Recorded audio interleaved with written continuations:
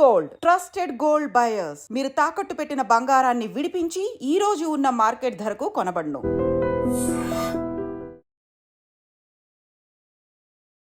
Hi hello నమస్తే, welcome back to our channel. నేను మీ Vaishu. Mutual funds ఈ మధ్య కాలంలో 100 కోట్లు బాగా వినిపిస్తుంది. మరి 100 కోట్లు నిజంగా సాధ్యమేనా? అంటే లాంగ్ టెన్యూర్లో 100 కోట్లు అవుతుంది ఒక 60-70 సంవత్సరాలకి. అంటే 60-70 సంవత్సరాలకి మనం ఉంటామా, మన పిల్లలు ఉంటారా అనే విషయం కూడా తెలియదు. అప్పటికి వాళ్ళకి ఉపయోగపడుతుందా లేదా విషయం కూడా తెలియదు. మరి ఇప్పుడు జరుగుతున్న విషయాల మీద నాతో పాటు మాట్లాడడానికి శ్రీనివాస్ గారు ఉన్నారు, మ్యూచువల్ ఫండ్స్ డిస్ట్రిబ్యూటర్. సార్తో మాట్లాడదాం. Hello sir. నమస్తే అండి. నమస్తే సార్. సో మ్యూచువల్ ఫండ్స్ అనగానే అందరికి ఒక నమ్మకం, అవును, కాబట్టి ఫస్టే దాంట్లో పెట్టాలనే ఇంట్రెస్ట్తోనే ఉంటారు. అవును. కానీ 100 కోట్లు అనే ఒక ఇది ట్రెండ్ అవుతుంది కాబట్టి 100 కోట్లు ఎంతవరకు సాధ్యం? 100 కోట్లు ఎంతవరకు సాధ్యం అంటే చాలా మందికి సాధ్యమే. ఓకే. అంటే ఆ లెవెల్లో ఇన్వెస్ట్మెంట్ కూడా చేయగలగాలి. రైట్. అంటే ఇవన్నీ కూడా మనం ఏది మాట్లాడినా మ్యాథమెటికల్ క్యాలిక్యులేషన్స్ మాత్రమే. ఓకే. ఒక అమౌంట్ని మీరు ఇన్వెస్ట్ చేసుకుంటూ వెళ్తే ఒక రేట్ ఆఫ్ ఇంట్రెస్ట్ కనుక మీకు జనరేట్ అవ్వగలిగితే మనం పెట్టిన ఇన్స్ట్రుమెంట్లో మీకు 100 కోట్లు ఈ టైంకి రీచ్ అవుతాం అనే విషయం అందరికీ తెలుసు. అది సింపుల్ క్యాలిక్యులేషనే, దాంట్లో ఏ రాకెట్ సైన్స్ కూడా లేదు. ఓకే. కాకపోతే చాలామంది ఏమంటామంటే 100 కోట్లు చేయండి, మీరు నెలకు ఒక 5,000 రూపాయలతో స్టార్ట్ చేయండి, 10,000 రూపాయలతో స్టార్ట్ చేయండి, మీరు 100 కోట్లు అయిపోతుందంటే అవుతుంది. కానీ ఎన్ని రోజులకు అవుతుంది కూడా మ్యాటరే కదా. అవి వీళ్ళకి ఉపయోగపడదు, వీళ్ళ పిల్లలకి ఉపయోగపడదు. వీళ్ళ పిల్లలకి ఉపయోగపడిన ఇన్వెస్ట్మెంట్ ఎందుకు అనేది ఇన్వెస్టర్ నుంచి స్ట్రైట్గా మనకు వచ్చే క్వశ్చన్. ఆబ్వియస్గా ఉంటారు కదా వాళ్ళు. అట్లా కాకుండా 100 కోట్లు రీచ్ అవ్వాలి, నాకు 20-25 ఇయర్స్లో రీచ్ అవ్వాలి అనుకుంటే కూడా దానికి తగ్గ ఇన్వెస్ట్మెంట్ చేయగలిగితే వాళ్ళకి 100 crores అనేది రీచ్ అవ్వచ్చు. బేసిక్గా ఈ మ్యూచువల్ ఫండ్లో మనం ఒక 12% క్యాలిక్యులేషన్ తీసుకుంటాం. ఎక్స్పెక్టెడ్ రిటర్న్ 12% కంటే ఎక్కువ అయితే ఇవాళ కొన్ని రెగ్యులేషన్స్ ప్రకారం, గైడ్లైన్స్ ప్రకారం మనం అంతకంటే ఎక్కువ ప్రొజెక్షన్ ఇవ్వలేకపోతున్నాం. ఎక్కువ రావచ్చు, కానీ మనం ప్రొజెక్షన్ అయితే అంతవరకు ఇవ్వాలి. కాబట్టి 12%తో క్యాలిక్యులేట్ చేసినా ఎవరైనా ఒక 2 లక్షల రూపాయల ఎస్ఐపి స్టార్ట్ చేసి ఒక 25 ఇయర్స్ కంటిన్యూ చేసుకుంటా దానికి అదనంగా ఎవరైనా ఒక 3.5 కోట్ల రూపాయలు కనుక ఒక లంసమ్ ఇన్వెస్ట్మెంట్ చేయగలిగితే 100 crores రీచ్ అవడం అనేది చాలా సింపుల్. 2 లక్షల ఎస్ఐపి చేయాలి, 3.5 కోట్ల రూపాయలు లంసమ్ చేయగలిగితే కనుక ఈజీనే. అట్లా కాదనుకున్నారా, ఎవరైనా హెచ్ఎన్ఐ ఉన్నారు, వాళ్ళు ఇన్వెస్ట్మెంట్ చేయగలరు, వాళ్ళకి చాలా సింపుల్. ఒక 5 నుంచి 6 కోట్ల రూపాయలు కనుక ఒక లంసమ్ ఇన్వెస్ట్మెంట్ అక్కడ పెడితే ఒక 25 ఇయర్స్ దాన్ని చూడకుండా ఉంటే వాళ్ళు 100 crores జనరేట్ చేయగలుగుతారు. మ్యాటర్ ఏంటంటే ఎవరు ఎంత ఇన్వెస్ట్ చేస్తున్నాం, ఎన్ని రోజులు హోల్డ్ చేస్తున్నాం అంది. 5,000 10,000 చేస్తారు, కానీ మరి 2-3 కోట్లు 5 కోట్లు ఒక్కటేసారి అంటే మనం టార్గెట్ పెద్దగా పెట్టుకున్నప్పుడు మన ఇన్కమ్ కూడా ఆ విధంగానే ఉండాలి. మన ఇన్కమ్ 20,000 లేదా 30,000 రూపాయలు ఉన్న ఇన్కమ్కి మనం 100 కోట్లు 200 కోట్లు అని మాట్లాడటం వల్ల పెద్దగా ఉపయోగం ఏం లేదు. అలాంటి సందర్భంలో మనం వీళ్ళందరికీ 10 కోట్ల గురించో, 1 కోటి రూపాయల గురించో ఎక్స్ప్లెయిన్ చేసి ఏ విధంగా ఉంటుందని మనం కనుక ఎక్స్ప్లెయిన్ చేస్తే వాళ్ళు దానికి తగ్గట్టుగా ప్లాన్ చేసుకుని రీచ్ అవ్వడానికి అవకాశం ఉంటుంది. జనరల్గా ఒక 20,000 రూపాయలు ఎస్ఐపి, ఇది కంఫర్ట్గానే ఉందిగా మీకు? ఇది కంఫర్ట్, అందరికీ కంఫర్ట్ ఉంటుంది. ఒక 3 నుంచి 4 లక్షల రూపాయల లంసమ్ అమౌంట్స్ ఇన్వెస్ట్ చేసి ఒక 25 సంవత్సరాలు ఉంచితే కనుక మీకు 10 కోట్లు వస్తుంది.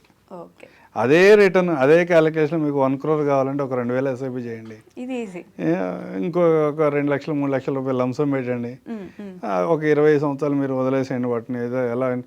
వాటిని ఎలాగ డిస్టర్బ్ చేయకుండా ఉంచండి, మీకు 1 crore రీచ్ అవ్వడం కూడా ఈజీనే.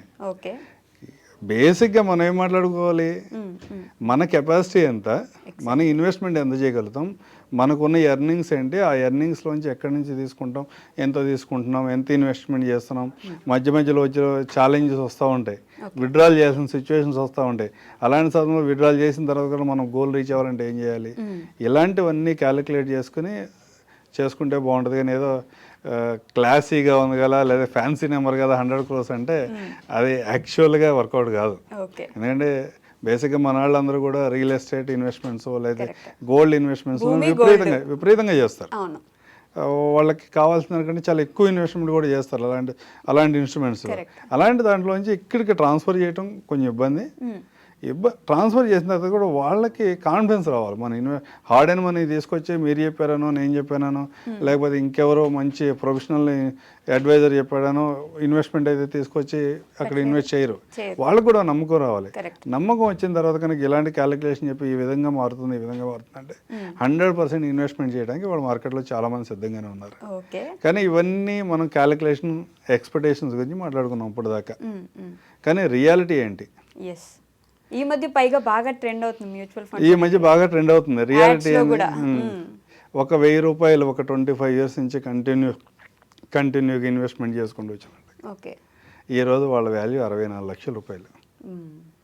అంటే ఇదే 10,000 రూపాయలు కనుక అతని ఇన్వెస్ట్మెంట్ 2000 జనవరి నుంచి కనుక ఈ రోజు వరకు ఇన్వెస్ట్మెంట్ చేసుకుంటూ వచ్చినట్టయితే వాళ్ళ 66,40,00,000 రూపాయలు. అదే 20,000 అన్నప్పుడు 12 కోట్లు వస్తుంది కదా. అంటే ఇది 19% CAGRలో ఒక ఫండ్ జనరేట్ చేసిన రిటర్న్. ప్రూవెన్ స్ట్రాటజీ అనమాట. యాక్చువల్గా మన ఎక్స్పెక్టెడ్ రిటర్న్స్ కాదు ఇవి. 2020 జనవరి 1 నుంచి ఈ రోజు వరకు మంత్లీ 1,000 రూపీస్ ఇన్వెస్ట్మెంట్ చేసుకుంటూ వస్తే వాళ్ళ వాల్యూ 64 లక్షలు. మంత్లీ 10,000 చేసుకుంటూ వస్తే వాళ్ళ వాల్యూ 6,40,00,000. ఇది ప్రూవెన్స్ ఎగ్జాంపుల్సే. ఎక్కడ ఎవరికి కూడా దీంట్లో ఎలాంటి అనుమానం కూడా లేదు. కానీ ఇన్వెస్ట్మెంట్ చేస్తున్నామా చేయట్లేదా అని అన్నప్పుడు రకరకాల ఎమోషన్స్ క్యారీ అవుతూ ఉంటాయి. ఆ క్యారీ అయ్యేదాన్ని బట్టి చేస్తూ ఉంటాం. కానీ 100 కోట్ల, కోటి రూపాయల, 5 కోట్ల కాదు. మ్యూచువల్ ఫండ్స్లో ఎవరైనా ఇన్వెస్ట్మెంట్ చేద్దాం అనుకుంటే మీ గోల్ ఏంటి, మీ అవసరం ఏంటి? గోల్ అని కూడా పెద్ద పెద్ద మాటలు మాట్లాడితే కూడా చాలా మందికి ఇబ్బంది ఉంటుంది. మీ అవసరం ఏంటి? అవసరానికి తగ్గట్టుగా ఇన్వెస్ట్ చేయండి. సపోజ్ మీ రిటైర్మెంట్కి నాకు వచ్చేప్పటికి ఒక 4 లక్షల రూపాయలు మంత్లీ శాలరీ కావాలి, నాకు 60 నుంచి 80s వరకు అని మీరు ఎక్స్పెక్ట్ చేస్తుంటే ఆ 4 లక్షలు రావాలంటే ఎలాంటి స్ట్రాటజీస్ ఉన్నాయి?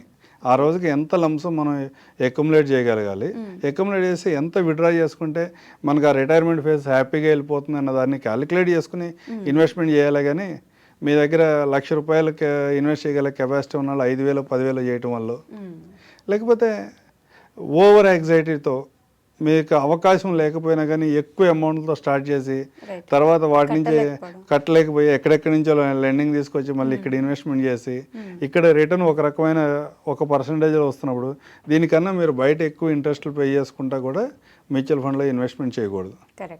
ఇన్వెస్ట్మెంట్ చేస్తున్నాము ఏదన్నా అంటే ఒక గోల్, ఈ పర్పస్తో నేను ఇన్వెస్ట్ చేస్తున్నా, ఈ పర్పస్ కోసం ఇంత అవసరం ఉంటుంది అని ఒక ఎక్స్పెక్టెడ్ ఫిగర్, ఎగ్జాక్ట్ ఫిగర్ కాకపోవచ్చు, ఎక్స్పెక్టెడ్ ఫిగర్ తిప్పుకుని దాని ప్రకారం ప్లాన్ చేసుకుని వెళ్తే కనుక మ్యూచువల్ ఫండ్లో 100% మీ ఫ్యూచర్ గోల్స్ అని ఫుల్ఫిల్ అవుతాయి.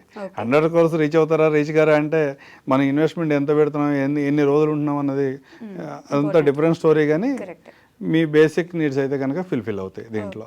కానీ మామూలుగానే మ్యూచువల్ ఫండ్స్ అంటే ఇప్పుడు మామూలుగా ఫస్ట్ నుంచి కూడా భూమి మీద, బంగారం మీద పెట్టుకుంటే ఎప్పటికైనా వాల్యూ పెరుగుతూ ఉంటుంది కదా అని మన దగ్గర లేకపోతే ఈఎంఐలైనా కడతాం కానీ భూమి కొనుక్కుంటాం, బంగారం కొనుక్కుంటాం అనే దాని మీద ఎక్కువ దృష్టి ఉంటుంది. సో మ్యూచువల్ ఫండ్స్ మీదకి ఎందుకు దృష్టి సారించాలి అంటే ఏం చెప్తారు? ఒక చిన్న ఉదాహరణ చెప్తాను. చెప్పండి.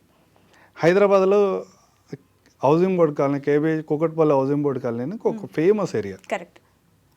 1995 ఆ ఏరియాలో ఒక 4 లక్షల రూపాయలు పెట్టి అపార్ట్మెంట్ కొంటే, 4 లక్షలు పెట్టి అపార్ట్మెంట్ కొంటే ఈరోజు అదే అపార్ట్మెంట్ని దగ్గర అతను 60 లక్షలకు అమ్ముకున్నాడు. మంచి రిటర్న్ మీకు కనబడుతుంది. ఓన్లీ 4 lakhs ఇన్వెస్ట్ చేశాడు, దగ్గర 60 lakhsకి అమ్ముకున్నాడు. అంతేకాదు ఆ అపార్ట్మెంట్ని డే 1 నుంచి అతను టెనెంట్స్కి ఇచ్చాడు. అక్కడ నుంచి రెంటల్ ఇన్కమ్ జనరేట్ అయింది. దాని నుంచి కూడా రెంటల్ ఇన్కమ్ జనరేట్ అయిన ఇన్కమ్ను కూడా వేరే చోట ఇన్వెస్ట్ చేశాడు. ఆ ఇన్వెస్ట్మెంట్ వాల్యూ కూడా కలిపితే 1,20,00,000 వచ్చింది. అంటే ఒక 4 లక్షలు ఇన్వెస్ట్మెంట్ చేస్తే 1,20,00,000 ప్లస్ 60 లక్షలకు అమ్ముకున్నాడు. 1,80,00,000 రిటర్న్ వచ్చింది. చూడటానికి బాగుంది, వింటానికి బాగుంది కదా. ఇదే 4 లక్షల రూపాయలని కనుక 1995లో అతను ఏదన్నా మ్యూచువల్ ఫండ్లో ఇన్వెస్ట్ చేసినట్టయితే, డైవర్సిఫైడ్ ఈక్విటీ మ్యూచువల్ ఫండ్లో ఇన్వెస్ట్ చేసినట్టయితే అతను ఈ 25-30 yearsలో అతను ఏ యాక్టివిటీ చేయకుండా కూడా అతనికి 6-6.5 కోట్లు వచ్చేది. ఇది తేడా ఇండియన్ మ్యూచువల్ ఫండ్స్కి వేరే అసెట్ క్లాసెస్కి ఉన్న తేడా. అంటే 100% మీ అమౌంట్ మొత్తం తీసుకొచ్చి మ్యూచువల్ ఫండ్లో ఇన్వెస్ట్మెంట్ చేయమంటారంటే అలా ఎవరని చెప్పం. ఓకే. కానీ కొంత పార్ట్ మీ నెట్వర్త్లోంచి ఒక 20-30% మ్యూచువల్ ఫండ్ లాంటి అసెట్ క్లాస్లో ఇన్వెస్ట్ చేస్తే మీకు ఆల్టర్నేటివ్గా గోల్డ్, రియల్ ఎస్టేట్, ఈ రెండే కదా ఆల్టర్నేటివ్ ఇన్వెస్ట్మెంట్స్ మనకి ఈ రోజుకి కూడా. వీటన్నిటికంటే కూడా మ్యూచువల్ ఫండ్లో ఎక్కువ రిటర్న్ ఉంటుంది. దానితో పాటు లిక్విడిటీ, ఏదైనా ఒక మంచి అమౌంట్ని అక్యుములేట్ చేశారు, లైఫ్ సైకిల్స్లో రకరకాల అవసరాలు వస్తూ ఉంటాయి. ప్రతి అవసరానికి కూడా మీకు అవసరం ఉన్నంత మేరకు మ్యూచువల్ ఫండ్లోంచి విత్డ్రా చేసుకుంటే జస్ట్ 3 వర్కింగ్ డేస్లో మీ అకౌంట్లో క్రియేట్ అవుతాయి. ఈ అవకాశం కూడా ఉంది కదా. అందుకనే మ్యూచువల్ ఫండ్ చాలా కంఫర్టబుల్గా ఉంటుంది. మీ నెట్వర్త్లో ఒక 20% మ్యూచువల్ ఫండ్ లాంటి అసెట్ క్లాసులు ఇన్వెస్ట్ చేసుకోమని మనం చెప్తా ఉంటాం. ఇవి పాజిటివ్స్. మరి నెగిటివ్స్ ఏంటి సార్? నెగిటివ్స్ ఏంటి అంటే మార్కెట్స్ ఎప్పుడు కూడా నేను ఏదైతే చెప్తున్నానో ఈ 10%, 12%, 15% స్ట్రైట్ రిటర్న్స్ అయితే ఉండవు. కరెక్ట్. అప్ అండ్ డౌన్స్ ఉంటాయి. ఒక మనం ఈసీజీ తీస్తే అప్ అండ్ డౌన్స్ ఎలా వస్తాయో మార్కెట్ కూడా అలాగే మూవ్ అవుతూ ఉంటుంది. ఆ మూవ్ అవుతున్న సందర్భంలో ఏదైనా వరస్ట్ ఫేజ్ ఉంటే ఆ వరస్ట్ ఫేజ్లో మీరు మనీ విత్డ్రా చేయకుండా ఉండగలగాలి. ఎంత వరస్ట్ ఫేజ్ అయినా అట్లా ఉంచాలి. ఎంత వరస్ట్ ఫేజ్ అయినా మీ దగ్గర ఏమన్నా ఉండి అక్యుములేట్ చేయగలిగితే యాడ్ చేయగలగాలి, లేదా అక్కడ ఉండండి. ఈ వరస్ట్ ఫేజ్లో ఏదైతే మీరు ఇంట్రెస్ట్ లాస్ అవుతున్నాం అనుకుంటున్నారో ఆ అమౌంట్, ఆ ఫేజ్లో ఉన్న ఇంట్రెస్ట్ని కూడా రికవర్ చేసుకుంటా మీకు మార్కెట్ రిటర్న్ జనరేట్ చేసేది. లాస్ట్ 30-40 ఇయర్స్గా మార్కెట్ చెప్తుంది అదే. సో ఉంటాయి, మొత్తానికి అలా ఉంచి పెట్టుకుంటే కొంచెం లాభమే వస్తుంది అంటారు. కొంచెం లాభం కాదు. మీరు ఏ అసెట్ క్లాస్ చాలా బ్రహ్మాండంగా రిటర్న్ జనరేట్ చేస్తున్నాయి అని నమ్ముతున్నారు, వాటితో పాటుగా కానీ లేకపోతే వాటికన్నా డబుల్ రిటర్న్ కానీ. రియల్ ఎస్టేట్, గోల్డ్ అంటే రియల్ ఎస్టేట్కి ఆల్మోస్ట్ ఈక్వల్గా, హైదరాబాద్ రియల్ ఎస్టేట్తో పోల్చుకుంటే ఆల్మోస్ట్ ఈక్వల్గానే రిటర్న్ జనరేట్ చేస్తుంది. గోల్డ్ కన్నా 4-5% ఎక్కువ రిటర్న్ జనరేట్ చేస్తుంది. అట్లాగే ఫిక్స్డ్ డిపాజిట్ లాంటి గ్యారెంటెడ్ స్కీమ్స్తో పోల్చుకుంటే డబుల్ రిటర్న్ జనరేట్ చేస్తుంది. కానీ వాలటాలిటీ ఉంటుంది. ఆ వాలటాలిటీని అర్థం చేసుకుని ఎప్పుడైనా మార్కెట్ అంత కంఫర్ట్గా లేని పరిస్థితులు వెయిట్ చేయగలగాలి, కానీ కంగారు పడి బయటకు వెళ్ళొద్దు అనేది చెప్తాం. అయితే రోహిత్ శర్మ యాడ్ చేసి ఉంటాడు, లిఫ్ట్ నీ లిఫ్ట్ వచ్చినప్పుడే వెళ్తావు కానీ ముందు వెళ్ళిపోతావా లిఫ్ట్ ఓపెన్ అయిందని. అది అంతేనా సార్? అంతే. వెయిట్ చేయగలగాలి. అంటే మీ అవసరం కోసం ఇన్వెస్ట్మెంట్ చేసాం మనం. అవసరం ఏది ఉందో అవసరం వచ్చే వరకు వెయిట్ చేయి. సపోజ్ మీకు ఒక 10 crores టార్గెట్తో వాళ్ళ ఇన్వెస్ట్మెంట్ స్టార్ట్ చేసాం. ఒక 2 years ఇన్వెస్ట్మెంట్ చేశారు, ఒక 3 lakhs 4 lakhs ఇన్వెస్ట్ చేశారు. 3 lakhs 5 lakhs వస్తే అయితే మీకు వచ్చే ఉపయోగం ఏంటి? లేకపోతే 3 lakhs 2 lakhs అయినందువల్ల మీకు వచ్చే నష్టం ఏంది?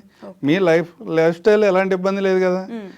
అనవసరమైన వాటికి టెంప్ట్ అవ్వద్దు. అంటే ఇలాంటి మార్కెట్లో ఇవాళ విపరీతమైన డేటా షేర్ అవుతూ ఉంటుంది. ఆ డేటాను అంతా చూసుకుంటా అగ్రెసివ్గా రియాక్ట్ అవ్వద్దని చెప్తాం. Okay sir. Okay, thank you sir. Thank you అండి.